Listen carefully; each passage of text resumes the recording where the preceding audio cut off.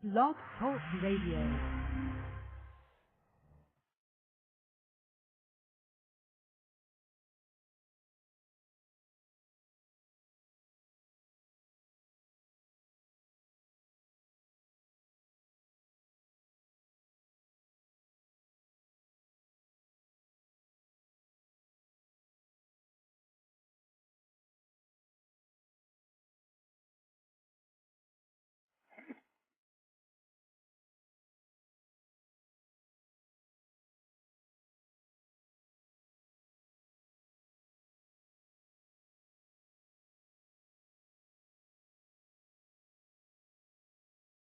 Boa noite, meus amigos. Estamos aqui de volta.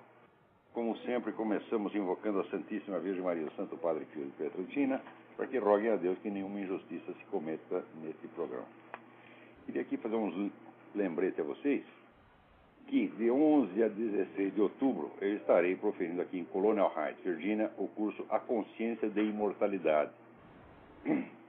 Vocês podem ainda dar tempo para se inscrever. Informações e inscrições com o misterioso senhor Eduí Ferro. E-mail edui.ferro@uol.com.br ou pelos telefones 041-3257-0987 ou 041-9974-4443. Eu já dei muitos cursos aqui, mas eu tenho certeza que esse é o curso que eu mais vou gostar de dar aqui. Esse assunto, esse tema, quando bem explicadinho, ele faz um bem danado às pessoas, né? Então não apenas aprende alguma coisa, mas elas mudam para melhor. Saem mais fortes, mais confiantes. Então, não é um curso de autoajuda, não, é um curso de filosofia mesmo, mas faz bem às pessoas. Também, outra coisa, está funcionando, está a pleno vapor aí, o Instituto Olavo de Carvalho, em Curitiba, fundado por essa criatura fabulosa que é a Luciana Amato. Então, um rapaz chamado Fernando de Moraes, não é aquele Fernando de Moraes que puxa o saco do Fidel Castro, é o outro, um homônimo, né? Como dizia minha filha Gugi quando era pequena, um homônimo. E fez uma nota sobre o Instituto, a nota está lá no meu site, www.olavedecarvalho.org, mas o site do próprio Instituto já está funcionando, embora alguns links ainda não estejam abertos, o site já está lá, www.institutoolavodecarvalho.com. Do mesmo modo, um grupo de alunos meus do Rio de Janeiro está montando uma organização similar, que já está funcionando, promove vários cursos. Eu não sei se tem um site ainda, então se tem, por favor, me avise. Mas em breve terá, né? Também noticio aqui, com grande alegria, o lançamento do livro do poeta Silvério Duque, A Pele de Esaú, pela editora Via Literarum, de Salvador. Eu não sei quando foi, já está na praça, né? O lançamento já foi. Está circulando já o livro A Pele de Esaú, do Silvério Duque. O Silvério Duque é um sujeito de um talento poético extraordinário, e que tem, né, se esforçado muito, tem melhorado a cada dia. Se ele continuar assim, ele vai ser o Bruno Tolentino da geração dele. Aguardem e verão. Falar em Bruno Tolentino, a editora Record também relançou o livro do Bruno Tolentino, As Horas de Catarina. Desta vez, acompanhado da peça inédita, A Andorinha ou A Cilada de Deus. E o Bruno deixou pronto um pouco antes da sua morte, em junho de 2007. As Horas de Catarina é um livro impressionante, foi o livro que tornou o Bruno conhecido no Brasil, logo quando ele voltou, porque ele tinha na juventude, com 19 anos, tinha lançado A Anulação e Outros Reparos, né, que era um livro assim, onde você via o talento, mas ainda não era o Bruno Tolentino, né? Ainda ele não tinha, como diz, encontrado o tom certo que viria a ser o dele. Você já via a força do poeta, como você vê no Silvério Duque. Mas olha, um poeta leva décadas para fazer. O poeta fica bom com 50, 60 anos. Então não pode ter muita pressa, não. As últimas coisas que o Bruno escreveu eram muito impressionantes, né? Também foi lançado aí pela Realizações mais uma tradução do livro do Mortimer J. Adler e Charles Van Doren, Como Ler Livros. Esse livro é indispensável para a educação. Eu digo que eu comecei a minha educação fazendo duas coisas. Uma, lendo a história da literatura ocidental do Otmar Karpo, anotando os nomes dos autores e indo atrás dos livros deles. E segundo, lendo e praticando o método do Adler, que naquela época circulava numa primeira edição brasileira, né, sob o título de Arte de Ler, lançado pela editora, eu creio que foi a editora Agir que lançou. Eu ainda até hoje eu gosto mais da primeira edição do livro. Depois o Mortimer Adler e o Charles Van Doren acrescentaram algumas coisas à técnica que me parecem não ser muito necessárias, né? Mas de qualquer modo ainda é o mesmo livro. E essa segunda edição que está circulando, que a Realizações acaba de lançar novamente uma edição muito bonita, muito caprichada. E também a Realizações lançou o livro Memórias do Viktor Frankl, o que não está escrito nos meus livros, né? É uma coisa muito interessante. O Viktor Frankl, a vida dele é tão interessante quanto o pensamento dele. O sujeito passou por 1001 peripécias e conheceu todo mundo que era importante no pensamento da época, então ele tem muita coisa para contar. Agora, baixando aqui, né, para a chamada realidade brasileira, né, está sempre um pouco mais abaixo do que a gente espera, veja para vocês verem a merda que está. Eu quero comentar duas coisas aqui e mostram para vocês a situação que nós chegamos, situação de absoluta psicose que nós chegamos. Então, estava lá o senhor Zé Serra fazendo um comício no Rio Grande do Sul, né? E dizendo que ele vai ser um gaúcho na presidência. Eu não vejo por quê, por que ele está se chamando, né? O Zé Serra é gaúcho, porra? Nunca ouvi falar disso. Bom, tudo bem, né? E daí tinha lá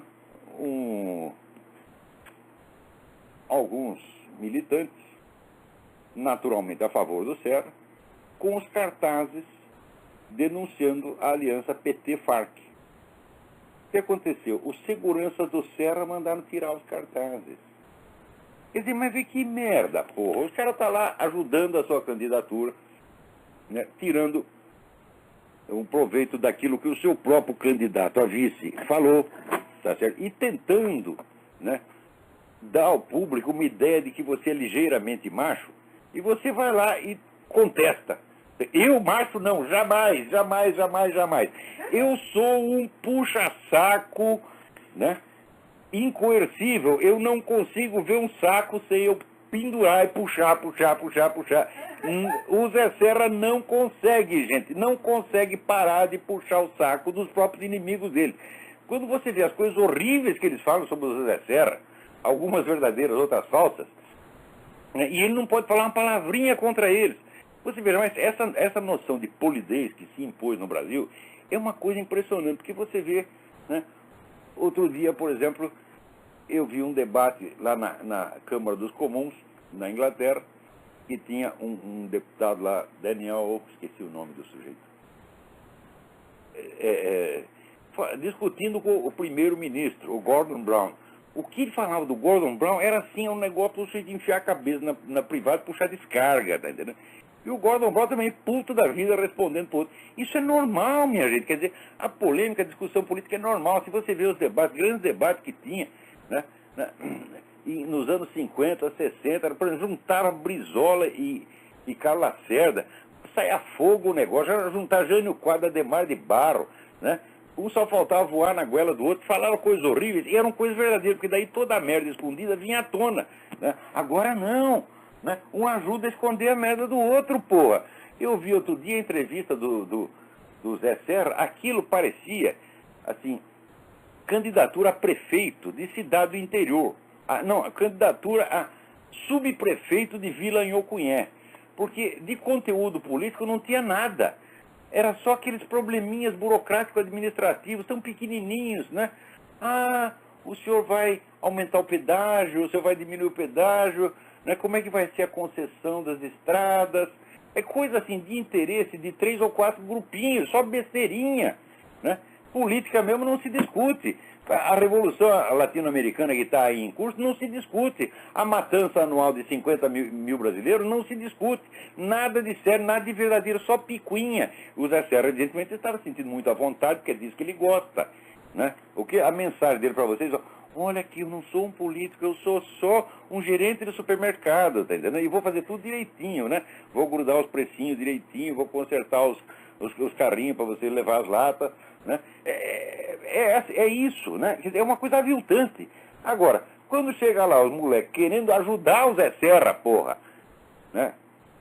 Quer dizer, foram lá, o Zé Serra poderia até adquirir alguma fama de ser vagamente macho depois disso. Ah, mas ele não pode admitir uma coisa dessa.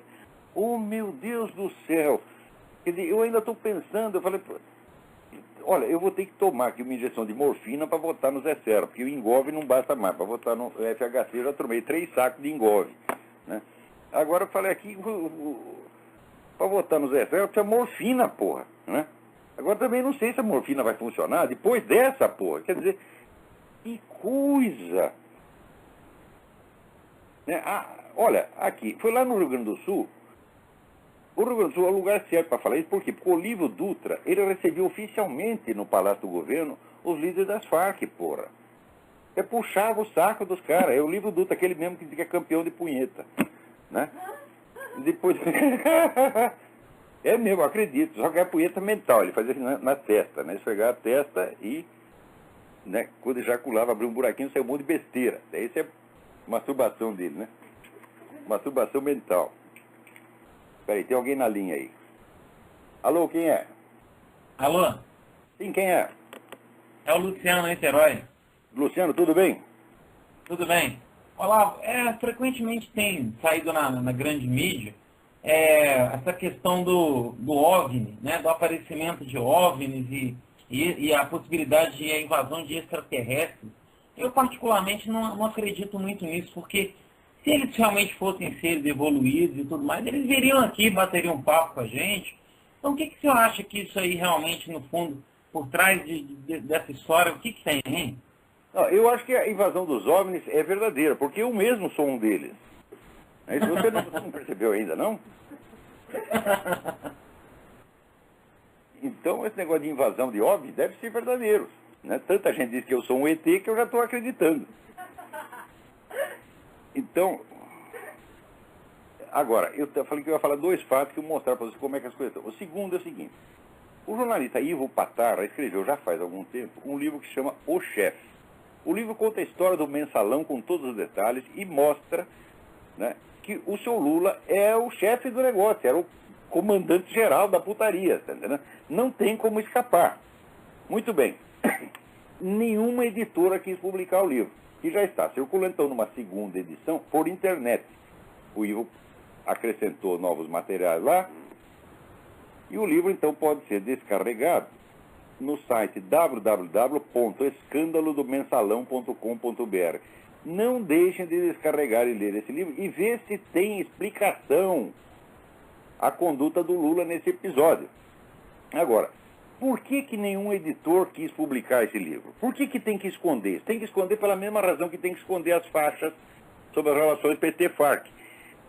Não pode publicar pela mesma razão que não podia publicar notícias sobre o Foro de São Paulo. Eu afirmo para vocês, a mídia brasileira está há muitos anos sob um regime de censura muito pior do que houve na ditadura. A ditadura não controlava todos os jornais. Ela não conseguia bloquear uma notícia completamente. Sempre vazava. Mesmo quando eles tentavam, censuravam aqui, mas saía ali. Às vezes saía sob linguagem disfarçada. Eu mesmo trabalhava no Jornal da Tarde, que é um dos jornais mais visados. Quantas vezes eu não escrevi notícia em linguagem enrolada para enganar o censor e enganava. Eu lembro quando os milicos estavam tramando, era a candidatura, entre aspas, do general Geisel, e não podia então divulgar quem era, qual era a composição do governo dele. Eu divulguei aquilo 2 ou 3 dias de antecedência antes de ser liberado. O censor leu aquela porra e nem percebeu. Né? Eu mesmo escrevi isso, né? Depois, é claro, fiquei com o cu na mão, achando que eles iam aprender a edição, não aprenderam nada, né? Acordei, fui dormir, né? Saí dali umas 2 horas da manhã, fui para casa dormir, quando era 5 horas da manhã, acordei, e telefonei lá para a redação, porra, apreenderam a edição? Falei, não, ainda bem, eu vou ter que dormir. Né? Outra vez também tinha um assalto numa loja de arma, não podia publicar, mas eu não sabia, eu estava lá substituindo um cara na redação. Botei de manchete aquele negócio, né? Daí, quando tinha um cara lá no Diário Popular que ele servia para isso, ele servia para ser preso. Era sempre ele, o que quer que acontecesse, eles prendiam o mesmo cara. Era um diagramador chamado Antônio Pinto de Freitas, o Pantera, que tinha sido dirigido o Jornal Comunista em 1930. E ele era o único cara que estava fichado, qualquer coisa, prende o Pantera de novo. Quando acordamos, o Pantera já estava na cana de novo. Mas ia lá fazer meia dúzia de perguntas e soltava o cara. Então, naquela época, tudo vazava. Vazava por quê? Porque a censura era externa. Um censor era apenas um funcionário do Departamento de Polícia Federal que ia lá e chegava no jornal onde ele não conhecia ninguém, não sabendo qual era a rotina ali, não sabendo nem direito como funcionava o jornal, então era feito de trouxa. Agora, hoje, não. Quem faz a censura são especialistas, são jornalistas. Né? São os próprios donos de jornal. E no meio editorial, a mesma coisa. Então, tampou tudo, não se pode falar de nada. Gente, vocês estão vivendo sob o regime de terror. Vocês não entenderam ainda, não? Quer dizer que não se pode denunciar certas coisas, não se pode falar de certos assuntos, é proibido. Veja, no tempo da ditadura, aconteceu que não podia também ter discussão política, então só se falava de assunto administrativo. Se ele era candidato a qualquer coisa, ele ia lá e falava de assuntos técnicos, burocráticos, econômicos, e todo mundo estava satisfeito. Então a política acabou. Acontece que essa putada do PT e do PSDB tirou proveito disso e eternizou esse sistema. Quer dizer, a política no Brasil acabou, vai mais de 40 anos, gente. Não existe política no Brasil. Política é confronto. Política seria o sujeito pegar isso tudo que está sabendo no mensalão e esfregar na cara do seu Lula e dizer, ó, seu Lula, como é que o senhor responde isso, porra? Né? Chegar na dona Dilma e dizer, dona Dilma, onde é que a senhora meteu o dinheiro da Ademar? A senhora vai ter que explicar, porra. Agora, não pode tocar nesses assuntos, é o passado. Eu digo, peraí, como é que é isto? Quer dizer, os chamados crimes da ditadura, entre aspas, nunca são passados. Podem ter acontecido 50 anos atrás, é manchete ainda hoje. É objeto de especiais da Globo que duram uma semana. Aquela história do Caco Barcelos que eu contei para vocês, fizeram um especial de uma semana. Agora, da Dilma não pode tocar no passado da Dilma. Né? E o passado do Lula, porra? Quer dizer que o ano de 2001 é tão passado assim? Quer dizer, aquilo que ele assinou em 2001 não se pode falar mais? Né? E, evidentemente, o mensalão já é passado também, ô seu Serra? Não pode falar, não? Então, você veja a situação de covardia, de cagaço geral e obrigatório, né? E de modo que as atitudes mais covardes, atitudes de puxa-saco, de psicofanta, se tornaram normas de polidez no Brasil. Aonde que vocês pretendem parar, gente? O Brasil está saindo do mundo. Está saindo do mundo. Então, de vez em quando, né, anuncia assim a mídia exterior já, quer dizer, a mídia que pertence aos caras que mandam no Lula, né? Publica um negócio aí falando bem do Lula, diz que ele vai virar um grande estadista. Estou anunciando, né, há 20 anos estou anunciando que o Lula, na semana que vem, vai ser um grande estadista. E depois anuncia de novo, o Lula vai ser um grande estadista. Então, isso aí é que nem o país do futuro, está entendendo? Então, o Lula é o grande estadista do futuro. Depois dele morrer, ele vai continuar sendo o grande estadista do futuro. Então, como é que pode isso? Então, ó, a vingança será maligna. Muito mais gente vai ler o livro do Ivo Patar, né, na internet, do que se estivesse nas livrarias e fizesse o maior barulho em torno. Eu acredito que a essa altura já milhões de pessoas descarregaram esse livro. E vocês todos, né, ouvintes desse programa, descarreguem e lê, ou melhor ainda, comprem o livro. Não tendo editor, o que fez o autor, o Ivo Patar? Ele mesmo mandou imprimir o livro, né, e ele vende da casa dele, você manda lá um e-mail para ele, paga lá, que é R$50, e recebe o livro. www.escandalodomensalão.com.br.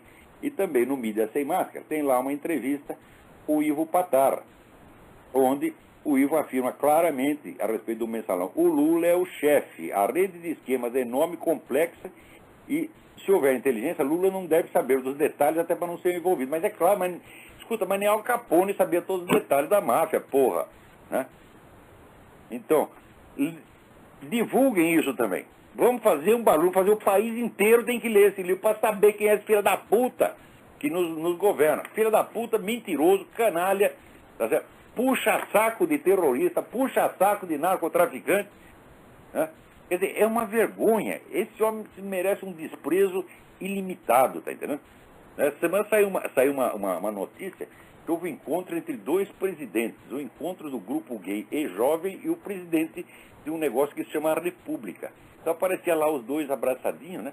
Agora, o nome do presidente do E-Jovem vinha em primeiro lugar, né? O presidente do E-Jovem se encontrou com o presidente da República, né? Porque o Lula é puxa-saco de gay, tá certo? Tá lá ele financiando essa escola lá para os meninos, né, aprender a ser gay já desde pequenininho, né? A próxima etapa, evidentemente, será explicar a eles que eles não devem praticar isso só entre eles, mas também com os seus professores, né? Isso aqui já estão ensinando, né? A luta pela liberação da pedofilia aqui já é um negócio impressionante. Não é liberação, valorização da pedofilia, né? Porque, afinal de contas, o sujeito vai lá e come um menininho de 3 anos e explica, não fui eu que queria comer ele, ele que tem o direito de ser comido por mim, né? E isso aí é um direito humano fundamental, né? Olha, eu também acho que o direito de ser enrabado, todos nós o temos exercido, todos nós brasileiros o temos exercido há muito tempo, tá certo? Estão fazendo pedofilia com a gente, né? Tem alguém na linha aí, quem é? Alô? Alô? Alô, é o André da França? André da França, tudo bem, André? Tudo bem. Ô, professor, lá, meus parabéns pelo trabalho, pelo programa. Eu acho que o senhor faz um trabalho aí fantástico, muito sério. Já acompanho há longo tempo, já há longa data. Obrigado.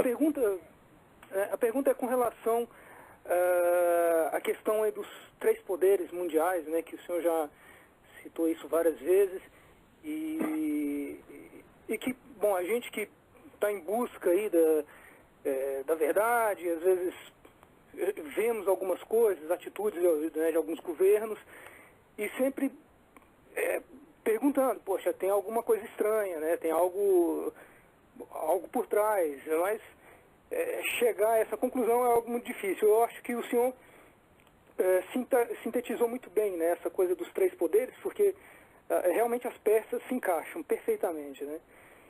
E desses 3 poderes, né, o comunismo, o islamismo, bom, que aqui na França, na Europa, é uma coisa absurda, é notório essa invasão aqui, e o grupo dos milionários, desses 3, nós podemos considerar que o comunismo seja o pior deles? Olha, na verdade eu não sei julgar. Evidentemente, em termos de violência, nada se compara com o comunismo, nem mesmo o nazismo chegou a cometer crimes naquela proporção. Você vê, as vítimas do nazismo são 20 milhões, agora as do comunismo são mais de 100. Quer dizer, a conta feita pelo livro do comunismo é uma conta, como se diz, conservadora, né, no sentido que a palavra tem em medicina, quer dizer, você diagnostica por baixo, né?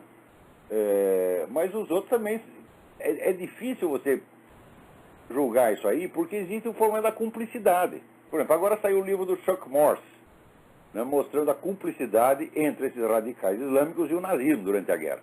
Livro muito bem. Chuck Morse é um radialista daqui de Chicago, acabou de publicar um livro muito importante sobre isso. Então é difícil você saber quem é pior, porque às vezes você fala os crimes do comunismo, diz, bom, mas essa turma toda, Rockefeller, essa turma do Wall Street, não ajudaram pra caramba o regime soviético? Mesmo time, né? Não existiria economia soviética sem essa gente. Então é difícil você saber a autoria do crime, tá? Porque são tantas mãos. Certo. Agora, do outro lado, foi bom, a sua pergunta é muito oportuna, porque é o seguinte, deixando de lado um pouco o comentário das coisas da semana, vamos voltar um pouco atrás. Você vê, depois da década de 90, surgiu um novo tipo de defensores da democracia. São os caras que querem espalhar a democracia pelo mundo, quer dizer, democracia e economia de livre mercado, e acham que isso é a fórmula infalível para tudo. Então eles querem espalhar isso para o mundo. Mas, para poder espalhar, é preciso reduzir esses elementos de democracia a um esquema formal que se adapte às mais variadas, que se adapte uniformemente às mais variadas circunstâncias culturais. Então, não pode passar valores culturais, não pode passar valores religiosos, tem que passar somente o esquema formal. Democracia parlamentar e economia de mercado. Então, o que é necessário fazer para isso? É necessário neutralizar os valores culturais que possam, evidentemente, obstaculizar o processo. Então inventaram um treco chamado multiculturalismo, que é para dissolver todas as fronteiras culturais e étnicas e misturar tudo, né? Bom, acontece o seguinte, esses caras são tão espertos, eles são tão maravilhosos, né, que eles só adotaram isso nos países deles mesmos. Então eles fazem multiculturalismo nos seus países, não no país vizinho, né? Então, resultado, as fronteiras nacionais só são dissolvidas no Ocidente. Vê se alguém dissolve fronteiras étnicas na China, ou no mundo islâmico, ou até mesmo na Rússia. Não dissolve coisíssima nenhuma. Então, nessas circunstâncias, esses gênios da nova ordem mundial, o que eles estão fazendo é o seguinte, eles estão destruindo apenas os seus próprios países e fomentando o avanço do comunismo e do radicalismo islâmico.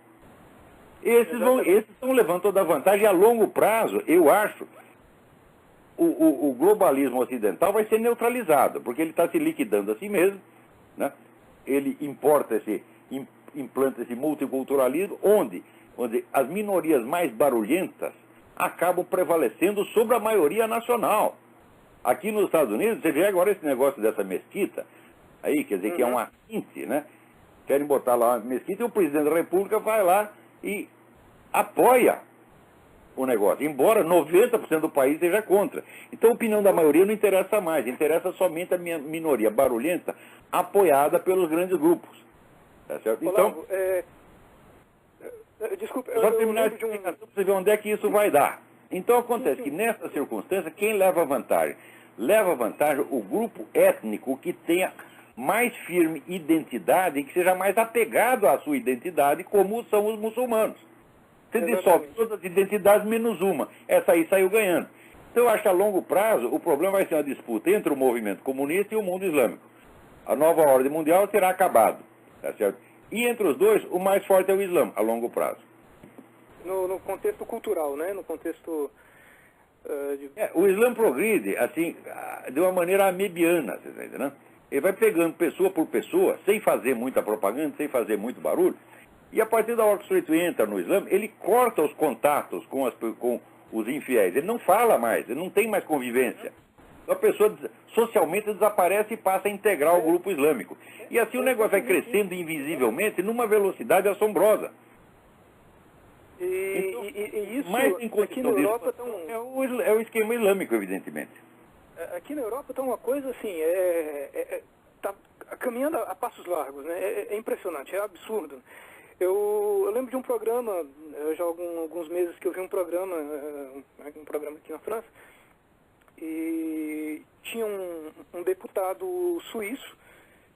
O tema era exatamente sobre aprovar ou não, eu esqueci o nome aquela torre, né, islâmica, que eles têm a mesquita, mas tem aquela torre que eles fazem, o cara faz o chamado para a prece. Isso. E eles estão querendo já fazer isso aqui na França. Aliás, já tem em alguns lugares, por acaso, né? Me parece... Não tem. Mas no dia você vai ter o muezinho lá do alto da Torre Eiffel, chamando os caras.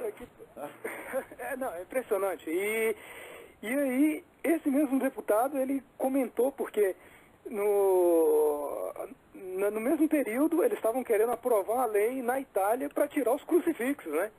E ele falou assim, puta que pariu, não é possível, é o fim da nossa civilização, né? Vocês querem tirar os crucifixos e quer levantar a torre, né? E construir mais mesquita. Esse pessoal da nova ordem mundial, eles só estão destruindo o Ocidente mesmo. No Oriente eles não tocam, no mundo islâmico eles não tocam, no mundo comunista eles também não tocam. Aliás, até ajudam. Você vê, agora a China, essa semana se noticiou. A China, que era a terceira economia do mundo, passou na frente do Japão e é a segunda agora. E os americanos botando dinheiro lá. Né? Aqui, por exemplo, os muçulmanos têm todas as vantagens. Você não pode fazer uma pregação. Tem universidades, cidades inteiras, você não pode fazer a pregação cristã que você vai preso. Agora, a pregação islâmica pode. Na Inglaterra é a mesma coisa, quer dizer, são leis que protegem. Né? Veja, eles dizem que eles querem dissolver as identidades culturais. Não, eles só querem dissolver a nossa. Contra a identidade muçulmana. A identidade muçulmana, ao contrário, eles reforçam. Isso tudo, eu creio que é premeditado. na Porque cabeça se de um você vê a ação muçulmano, das taricas são organizações esotéricas islâmicas, que se expandem formidavelmente entre as elites. Pega altos intelectuais, governantes, os homens mais ricos do mundo, vão pegando as coisas discretamente com 50, 60 anos de antecedência, como fizeram com o príncipe Charles. O príncipe Charles é um obediente discípulo de um sheik islâmico. Tá certo? Então, mas eles começaram com isso 50 anos atrás.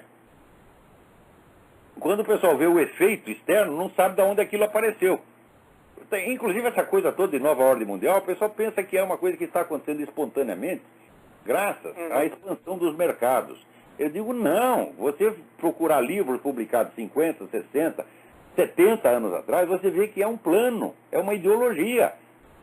Eles conceberam, discutiram isso profundamente. São centenas de autores importantíssimos, entre os quais Arnold Toynbee, né, discutiram isso durante 50, 60 anos antes de colocar em prática.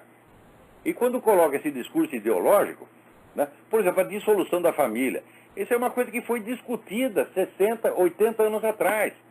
Temos que lançar uma civilização planetária onde todas as identidades étnicas se misturem e desapareçam as várias formas de família, criando, vamos dizer, um pluralismo familiar, novas modalidades de família. Tem aqui uma família constituída, né, de 4 cônjuges masculinos, né, mais uns, pega lá os moleques na rua que os caras vão comer nas horas vagas, e isso passa a ser uma família, porra.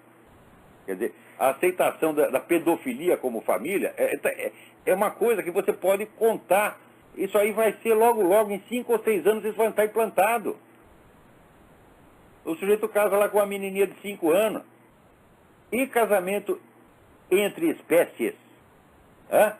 A hora que for dissolvida a noção de casamento, que a noção de casamento gay, como eu já demonstrei num artigo que eu publiquei outro dia, o casamento gay não é feito para favorecer gay, é feito para dissolver o direito de família. Porque todo o direito de família universal, ele é baseado num negócio que é a diferença de papéis sexuais definidos. Entre 2 homens, pergunto eu, vai na hora de casar, pergunta, quem come quem? Você dá e você come, os 2 dão, os 2 comem, ou os 2 só dão e tem que dar para um terceiro? Não dá para definir isso aí. Então isso quer dizer que a simples noção de matrimônio vai para as pucuias. Quer dizer, qualquer associação entre seres humanos vai ser denominada matrimônio. Porque eu faço uma associação comercial com o sujeito, olha, eu não como você, você não me come, nós estamos aqui só para ganhar dinheiro, mas nós vamos chamar de matrimônio porque nos convém. Nada pode impedir que você faça isso, né? Eu pego aqui o meu cachorro, o Big Mac, e digo, agora eu vou casar com o Big Mac, porra. Você está entendendo? E ninguém vai poder me impedir. Então, o direito de família inteiro, que levou 20 séculos para construir, desde o tempo do romano, que é um negócio de uma complexidade enorme, é como se fosse um relógio suíço. Eles que estão fazendo, eles estão metendo um chiclete no meio da engrenagem do relógio suíço. Não vai funcionar mais. Você tá entendendo? Então, nesse caos, você cria um caos cultural, no qual o único princípio de ordem será a intervenção da autoridade mundialista. Então você vê, de um lado tem os chamados liberais, né, pregando aí, nós temos que expandir a democracia, a liberdade de mercado, etc, etc. E do outro lado vê o pessoal esquerdista, comunista, dizendo nós temos que aumentar a autoridade, aumentar o poder dos organismos multinacionais. Ora, uma coisa casa com a outra maravilhosamente, porque se você expande os mercados, então é o seguinte, o direito comercial tem que ser uniformizado, porra. Você está entendendo? Então não pode haver mais um direito comercial nacional, tem que haver um direito comercial internacional. Se existe direito comercial internacional, tem que ter um tribunal comercial internacional. Então pronto, está aí constituída. Se você quer, né, a expansão ilimitada dos mercados, então você quer um tribunal civil internacional para regular o mercado. Então o que a direita, entre aspas, está pedindo é exatamente o que a esquerda está pedindo, porra. Um pede por um motivo, o outro pede por outro motivo, né? Um quer enrabar você e o outro quer que você dê o cu para ele, entendeu? E essa é toda a divergência que existe atualmente. Pois é, Olavo, e é impressionante, quando nós pegamos essas peças e começamos, né, e claro, pessoas aí como, né, como o senhor e tal, e outros pensadores também que vêm nos auxiliando com seus pensamentos, e começamos a juntar essas peças, vemos que realmente é algo real, é algo presente, só não vê quem não quer, né?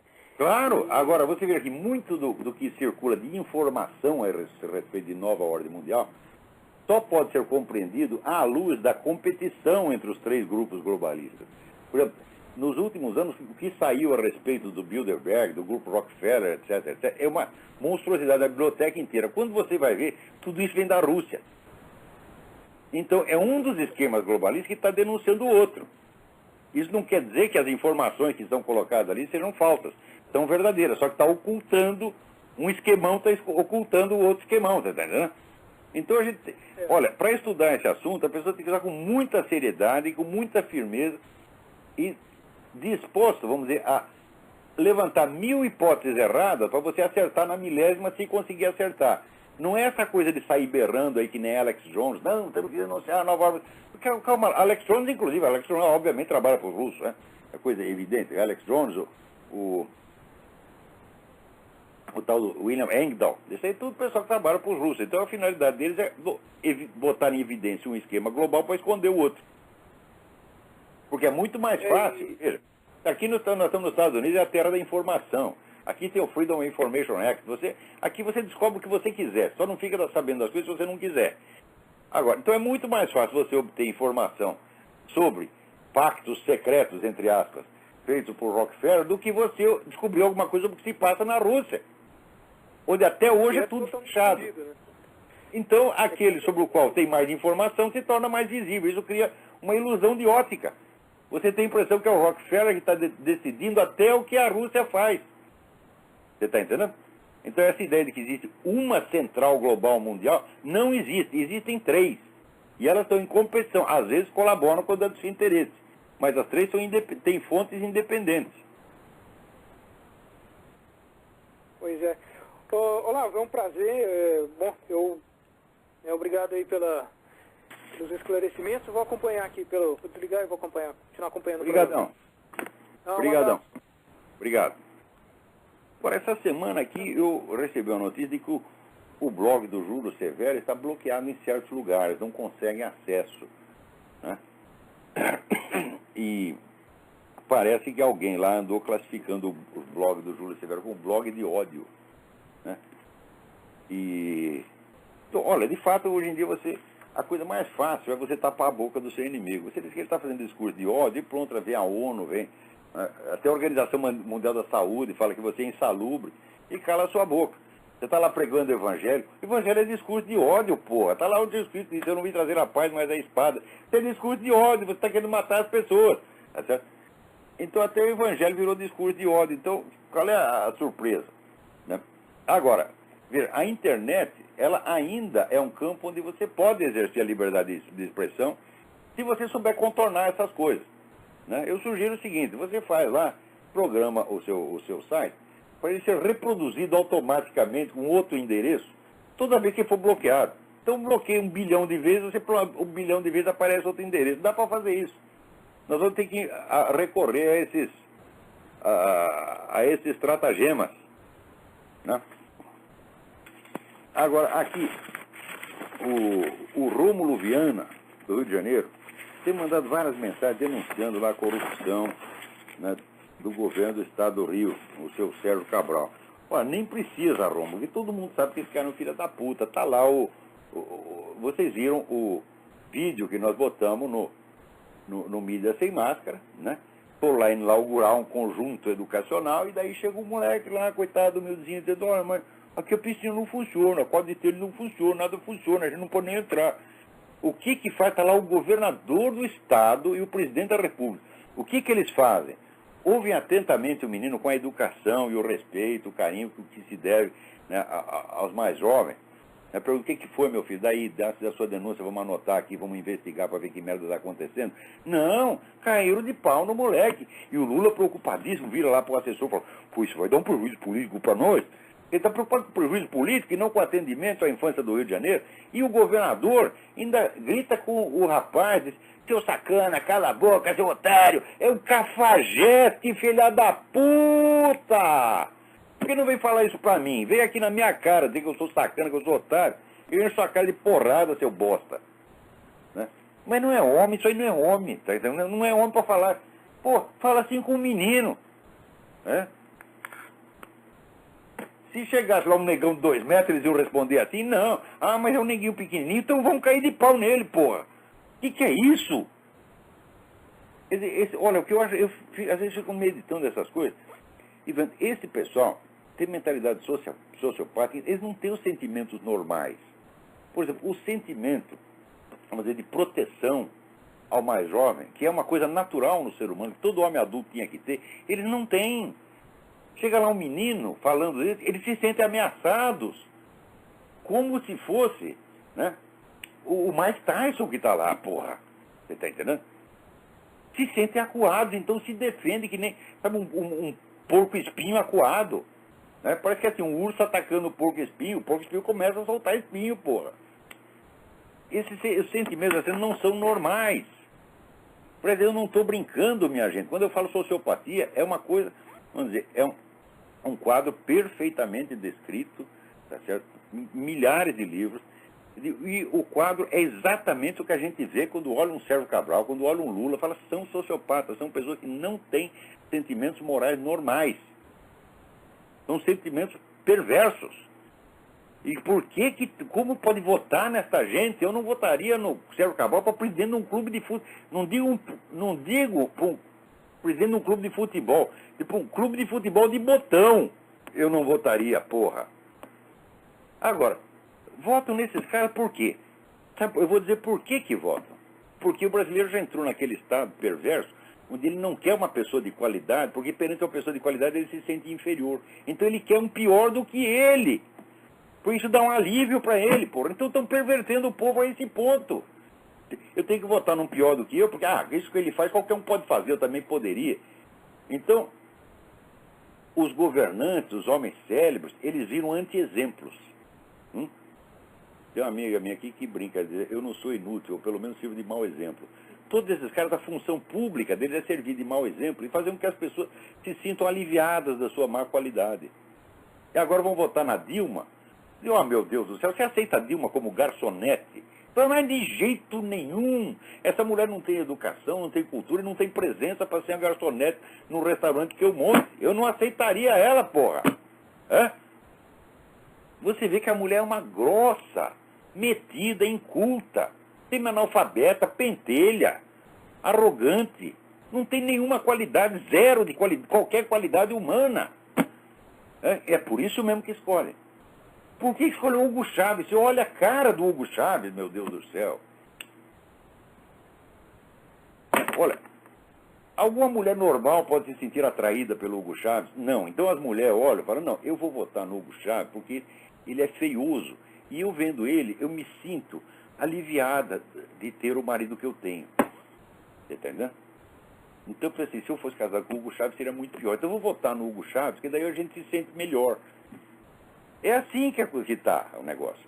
Agora, quando aparece um cara que tem, né?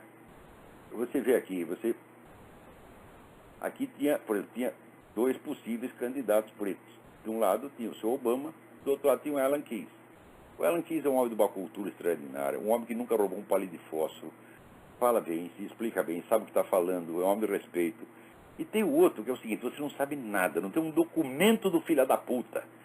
Toda a vida dele é tudo mentira. Está tudo escondido. Quem eles escolhem? O Obama. Né? Então eu tenho vontade de pegar esses pretos aqui dos Estados Unidos, bater na cara deles e falar, olha quem você escolhe para te representar, seu filho de uma puta. É? Quando tem um monte, tá certo? E tem aqui o tal do Cornel West, é um militar aposentado, negro, faz um discurso maravilhoso, homem sério, honesto, herói condecorado. Ah, não, Cornel West não serve, tem que ser o Obama. Por quê? Porque o Obama nós não sabemos quem é. Ora, porra, vocês não têm vergonha na cara? Hã? Ainda ficam orgulhosos de ter elegido o Obama. Falam, meu Deus do céu, porra. Quer dizer, não é questão de, vamos eleger um da nossa comunidade. Está muito certo querer eleger da sua comunidade. Mas não qualquer um, porra. Por que tem que escolher logo o pior? Pelo mesmo motivo que o pessoal vota em Dilma, vota em Lula, vota em Hugo Chávez. Então, a política virou o anti-exemplo. Né? Você não quer mais líderes, você não quer heróis, você não quer santos, você não quer sábios. Você quer um bom filho da puta, de preferência, do qual você não possa nem investigar a vida. A vida do cara é só mistério, é só trevas. E é por isso mesmo que vota no cara, porra. Agora, olha aqui, olha o anti-exemplo, olha o anti-exemplo.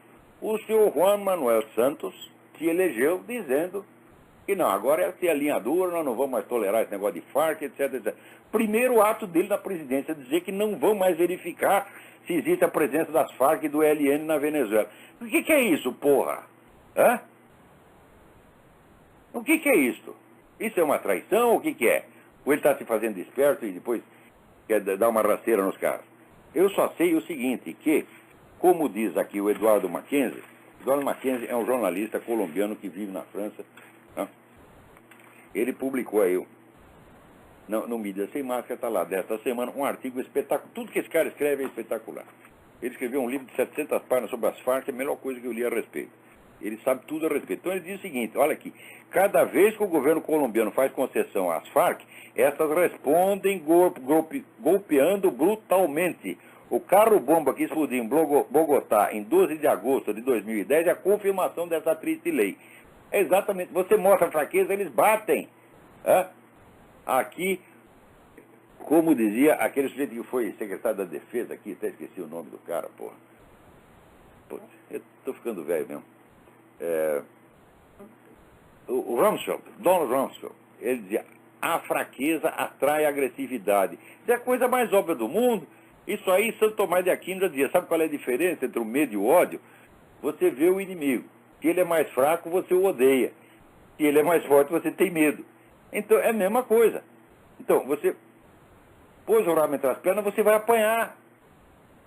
Então, aí, senhor Santos, o senhor foi ministro da Defesa, o senhor já conhece essa gente. Vai se deixar enganar por Hugo Chávez, meu Deus do céu. O que é isso, pô? Então, mostrou fraqueza, bomba nele. É isso que aconteceu. Então, vamos esperar.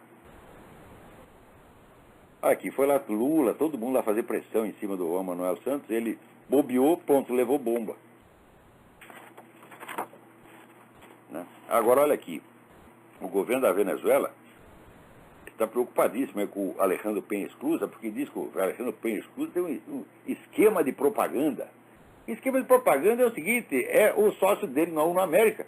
Ué, Venezuela, você prende o meu sócio, porra, o que eu vou fazer? Eu vou divulgar aquilo, né? Não é lógico o que tem que fazer? Né? Não é nenhum esquema. Aliás, a maior parte das pessoas que tem escrito sobre Alejandro Penha Esclusa não tem relação nenhuma com a ONU América. Eu não tenho merda nenhuma a ver com a ONU América, nem com organização nenhuma. Eu estou divulgando o caso porque eu estou escandalizado pessoalmente. Por quê?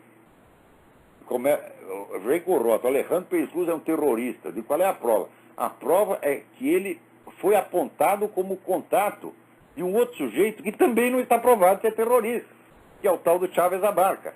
O Chávez Abarca, cadê o Chávez Abarca para a gente conferir com ele se o Alejandro é contato dele? O Chávez Abarca está inacessível em Cuba. Interroga o sujeito e manda para Cuba. Quer dizer, para sumir com o cara e ninguém poder verificar o que ele disse. Agora, mesmo se ele dissesse, o Alejandro Penha é meu contato, cadê a prova de que o Chávez Abarca é terrorista? Ele só está fichado na polícia como um ladrão de carro, tá certo? É um Zé Mané, você está entendendo? É um ladrãozinho pé de chinelo. Então, um ladrãozinho pé de chinelo, vamos dizer, artificialmente promovido a terrorista, é tido como autor de uma denúncia inacessível que você não pode conferir. Né? Então, é claro que isso é um escândalo. Não é porque o Alejandro Penha é meu amigo. Né? A minha relação com o Alejandro Penha é exclusivamente uma amizade pessoal. Não tenho compromisso político nenhum com ele. Inclusive, no prefácio do próprio livro dele, deixei claro minhas divergências com relação a ele. Então, não participo do programa do Alejandro Penha Esclusa. Agora, admito que é um homem de um valor humano excepcional. É um herói nacional. E é um homem de uma honestidade, de uma sinceridade brutal, que você pode perguntar qualquer coisa sobre a vida política dele, ele te conta tudo. Tá certo? Isso eu sei porque estou falando por experiência. Então, perto dele, esse Hugo Chávez é assim, nem minhoca, é um cocô de minhoca, comparado com o Alejandro Penha. Então, pô, o homem na cadeia, o que você espera que a gente faça, hein? Que fique tudo de braço cruzado, quietinho? Ele não pode falar? Então, você fala, tem um esquema de propaganda internacional. O que é isto? Hã? Agora, quando prende o cara da Farc, aí sim é esquema. Porque vem através de um site, atenção, presta atenção, essa barulheira que fazem para proteger Farc vem através de um site espanhol chamado Nodo 60, que é onde se agrupa todos os sites comunistas do universo. É uma organização única. Né? Então, você quer fazer um protesto qualquer, põe lá no Nodo 50, em 5 minutos aqui eles param para o mundo. Olha só como é que é o negócio. Agora, aqui não. Quem me disse que eu devia escrever sobre Alexandre Pires Cruz? Foi o cara da ONU América. Ele nunca me viu, não sabe nem quem sou eu. Não tem nem meu telefone, nem meu endereço, nem coisa nenhuma. Ele não me pediu merda, não. Eu escrevi porque quis. No caso do coronel Alfonso Plaças, mesma coisa. Eu estava lá na Colômbia quando aconteceu a merda. Eu li o processo e vi. Isso aqui é a coisa mais absurda do mundo. Por quê? O que os caras fazem? Eles escondem 11 cadáveres e acusam o coronel de ter desaparecido com os cadáveres. Os cadáveres estão lá, estão tudo na universidade, lá guardados na geladeira da universidade. A juíza não deixa examinar os cadáveres. Então o que ela está fazendo? Ela é culpada de desaparição de cadáver, meu Deus do céu. Então ela comete o crime e acusa o coronel Praças. Quando a gente vê um treco desse, eu posso ficar quieto? Então, o que é isso, pô? Eu não tenho nenhuma vocação política, eu gosto aqui de ficar ensinando as pessoas a consciência de imortalidade, a filosofia de Platão, Santo Tomás de Aquino, Duns Scott. É isso que eu gosto. Eu estou fazendo isso aqui de política por obrigação, quer dizer, alguém tem que fazer a parte sua do serviço, não aparece ninguém, né? É a mesma coisa, olha, se você tem um sujeito que mora na sua casa, o sujeito não toma banho há 15 anos, você está entendendo?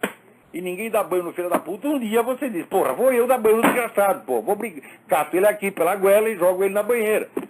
Então é o que eu estou fazendo aqui, muito a contragosto, né?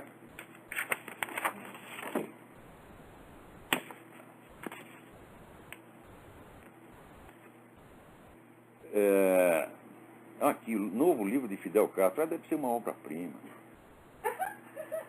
Por todo o caminho da Sierra, a vitória estratégica. Narra os detalhes dos últimos combates entre as forças rebeldes liberadas Fidel Castro na Sierra Maestra. Não houve combates. Não houve combate. Isso é uma farsa. Está lá tudo contado no livro do Humberto Fontana. Né? Sobre o Fidel Castro e sobre o Che Guevara. Não teve combate nenhum, porra. Batista foi derrubado pela embaixada americana. A embaixada americana chegou, falou para ele, sai daí, filha da puta. Ele saiu. Não havia mais o que combater.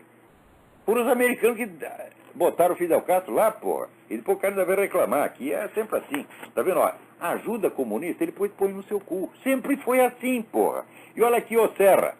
Você protegendo aí o PT, protegendo a reputação do PT, você vai ver o que eles vão fazer com você. Aliás, já estão fazendo.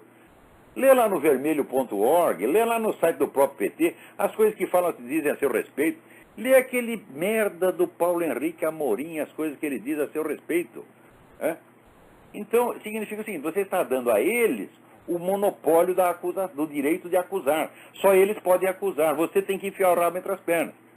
E, fazendo isso, você quer nos obrigar a fazer a mesma coisa. Pois, ó, você pode ficar quieto, porque você pode enfiar o seu rabo onde você quiser. Tá certo? Mas nós não vamos seguir o seu exemplo, não. Agora, olha aqui que beleza. Saiu no próprio UOL. O número de assassinatos no Rio de Janeiro no primeiro semestre desse ano é mais do que o dobro das mortes civis no conflito do Afeganistão durante o mesmo período. Olha só. No Afeganistão, hein? Agora eu falei, no Brasil, o Brasil tem uma guerra do Iraque por ano. Porque o total de mortes ali do Iraque é mais ou menos isso, 50 mil. O Brasil tem um por ano. E ainda ficam falando, violência no Iraque, etc, etc. Agora a guerra está no Afeganistão. Então, o conflito do Afeganistão deixou 1.271 mortos nos primeiros 6 meses do ano, enquanto o Rio de Janeiro registrou 2.556 assassinatos. De que é a culpa disso? A culpa é do senhor Lula. Para de proteger essa gente, faça alguma coisa contra as Farc e essa merda vai acabar. Porque se acabar as Farc, acaba o apoio a PCC, Comando Vermelho, essa merda toda. Quebra as pernas desses desgraçados. Aonde que eles arrumam arma, meu Deus do céu? Tá aqui, não está lá o Fernandinho Beiramar, que confessou que durante anos trazia a arma do Líbano, para trocar por coca. Ele ia lá, entregava as armas, o pessoal da Farc dava coca para ele vender para as criancinhas brasileiras. Um ato benemérito. O cara já contou toda a história. Agora, o Fernandinho Beiramar está lá em posição de segurança máxima contra declarações, ele não pode falar nada. Né? Porque levaram o cara no Congresso, ele gozou da cara dos congressistas, humilhou os caras, para não falar nada. Não conseguiram arrancar dele uma única palavra. Né? Agora, então isso aí não pode investigar, mas a vida privada do cidadão pode investigar sim, porque olha aqui, o pessoal do recenseamento no Brasil está já pedindo o nome dos moradores dos domicílios. Você tem que dizer quem mora lá, porra. Você está entendendo?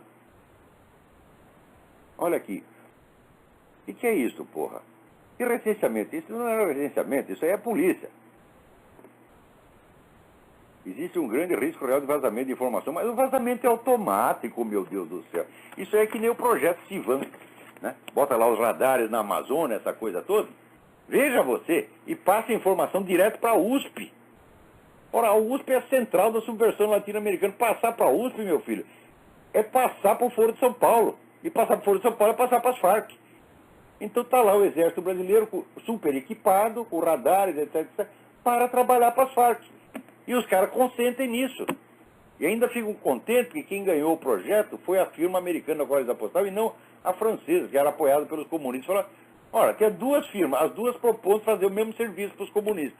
Né? E vocês topam isso. Né? Agora aqui, ó, morreu aqui mais uma meia-irmã do Obama que ninguém sabia que existia. Olha aqui, mas nem a família do cara pode ser conhecida. Porra, pois ele não tinha uma tia que estava morando aqui ilegalmente e que de repente apareceu, né? Então não se sabe nada da origem do cara, da família dele, não se pode saber. Né?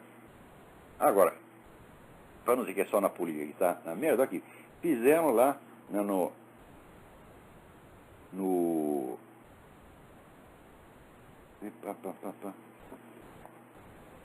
homenagem a Gilberto Freire, na Feira do Livro daqui, Feira do Livro de Paraty. Olha, homenagem a Gilberto Freire, se eu fosse, tive muita amizade com o filho do Gilberto Freire, né? Já morreu, infelizmente, mas se eu fosse membro da família do Gilberto Freire, eu proibia qualquer homenagem ao meu ancestral, porque homenagem é que nem aqueles que fizeram na USP. Reúne um bando de filha da puta invejoso, tá certo? E põe tudo para falar mal do velho. Isso é homenagem. Então agora chega lá esse merda do FHC, né? Dizer que o Gilberto Freire é racista. Eu digo, então o conceito de racismo mudou. Porque na época ele ficou famoso por ele ser o grande promotor da cultura negra, da mestiçagem, dos mulatos, etc, etc. Né? Inclusive o pessoal reacionário na época não gostava dele por causa disso. Agora isso virou racismo, porra.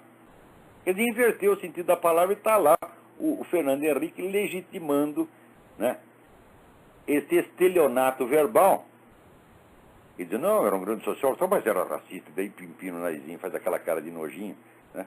Então, agora aqui, Fernando Henrique, a sua obra de sociólogo consiste de duas coisas. Primeiro, uma teoria errada. Né? E segundo, uma série de discursos políticos que você fez para a sua autopromoção. Isso é a sua obra científica. Você, comparado com o Gilberto Freire, você é um bosta. Eu não sei por que pedir para chamar Fernando Henrique para falar sobre Gilberto Freire. Porra! Isso aí é a mesma coisa que chamar a Dilma Rousseff para falar sobre Dante Alighieri. Você está entendendo? Por falar em Dante Alighieri, olha que não percam. Tem uma gravação feita aí em 8 vídeos sobre a vida e obra do poeta brasileiro Gerardo Melo Mourão. O Gerardo foi um dos grandes poetas da humanidade, prestem atenção. Né? A respeito do Gerardo, o Ezra Pound, que foi o guru da poesia moderna, o cara que inventou a poesia moderna, ele diz, esse sujeito é o cara que fez aquilo que eu tentei fazer. O Gerardo queria o grande poema épico, né, da humanidade. E o Gerardo, com A Invenção do Mar e outros poemas, que na verdade constitui tudo um poema único, né, somando toda a obra do Gerardo, a grande epopeia, na qual ele consegue misturar assim, a história da sua família com a história da humanidade, tá certo? E então, o Gerardo é um cara que teve alguma participação política também. Ele diz que a atividade política dele foi um adultério, foi uma traição. E é verdade mesmo. Só que por causa dessa atividade política, o Gerardo foi preso 18 vezes.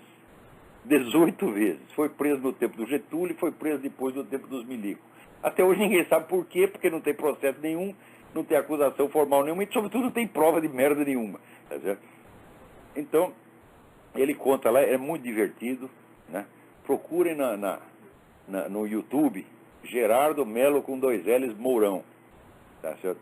Então, o Brasil perdeu 2 grandes poetas recentemente, Bruno Tolentino e Gerardo Melo Mourão. Então, nosso tempo também acabou. Então, até a semana que vem. Muito obrigado.